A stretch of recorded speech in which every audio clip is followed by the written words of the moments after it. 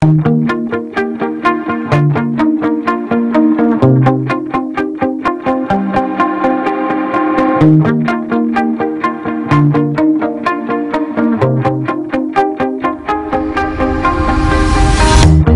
shut it out, but I can't hear a word you say. I'm talking loud, not saying much. I'm criticized, but how I are, but it's ricochet. Shoot me down, but I get up. I'm bulletproof, nothing to lose. Far away, ricochet. You take your aim. Far away. You shoot me down, but I won't fall. I am titanium. You shoot me down, but I won't fall. I am titanium.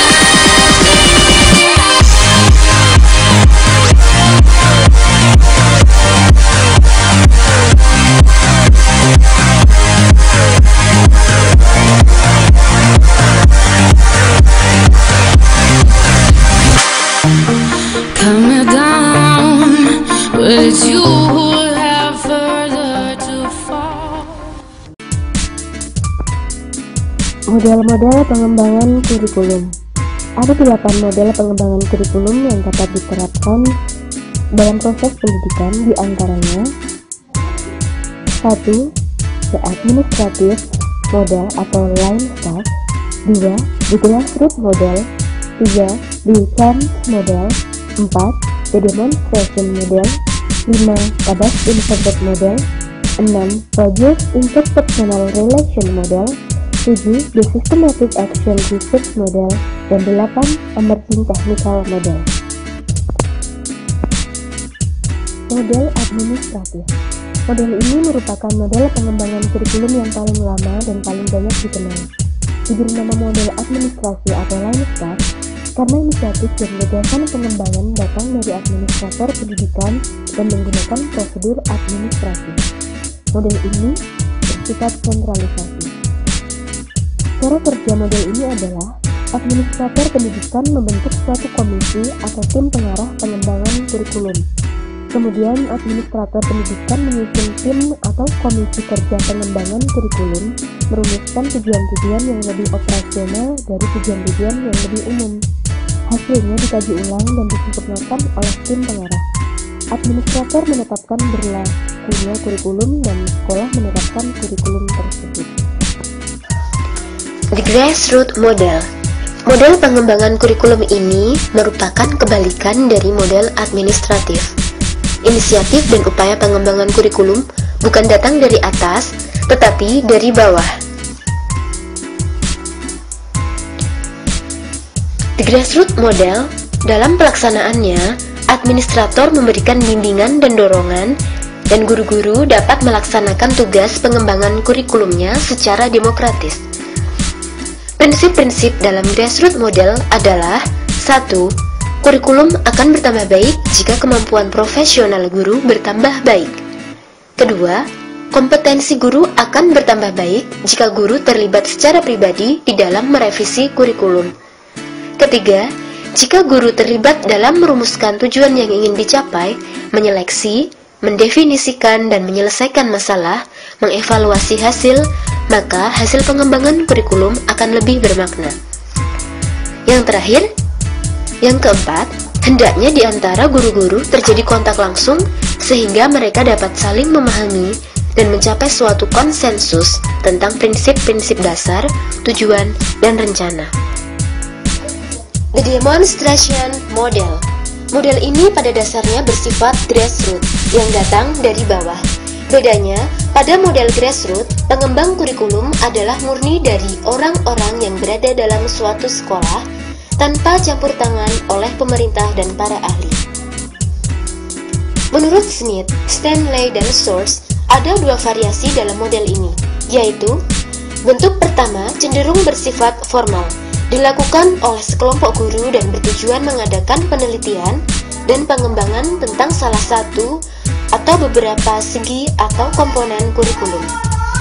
Bentuk kedua, kurang bersifat formal, dilakukan oleh beberapa orang guru yang merasa kurang puas dengan kurikulum yang ada, mencoba mengadakan penelitian dan pengembangan sendiri dengan tujuan untuk menemukan kurikulum atau aspek tertentu dari kurikulum yang lebih baik untuk kemudian digunakan di daerah yang lebih luas. The Beauchamp System Model. Model ini dikemukakan oleh G.A. Beauchamp tahun 1975, seorang ahli kurikulum. Beauchamp mengemukakan 5 langkah proses pengembangan kurikulum, yaitu 1. Menetapkan cakupan wilayah. 2. Menetapkan dan mengikutsertakan pengembang kurikulum. Ketiga, menentukan prosedur pengembangan kurikulum. Keempat, implementasi kurikulum secara sistematis. Dan kelima, melaksanakan evaluasi kurikulum. Tabas inverted model dikatakan terbalik karena model ini merupakan cara yang tidak lazim ditempuh secara deduktif, sehingga model ini sifatnya lebih induktif. Ada 5 langkah pengembangan kurikulum model Taba. Yang pertama, yaitu mengadakan unit-unit eksperimen. Yang kedua, melakukan uji coba unit-unit eksperimen. Yang ketiga, merevisi hasil uji coba. Yang keempat, mengembangkan kerangka kerja teoritis. Dan yang terakhir yaitu implementasi dan diseminasi. Rogers Interpersonal Relation Model. Langkah-langkah dalam pengembangan kurikulum dalam Rogers Interpersonal Model yaitu yang pertama adalah pemilihan target dari sistem pendidikan, partisipasi peran guru dalam pengalaman kelompok yang intensif, dan yang ketiga pengembangan pengalaman kelompok yang intensif untuk satu kelas atau unit pelajaran. Yang terakhir yaitu partisipasi orang tua dalam kegiatan kelompok. Kegiatan ini dapat dikoordinasi oleh BP3 masing-masing sekolah. The Systematic Action Research Model.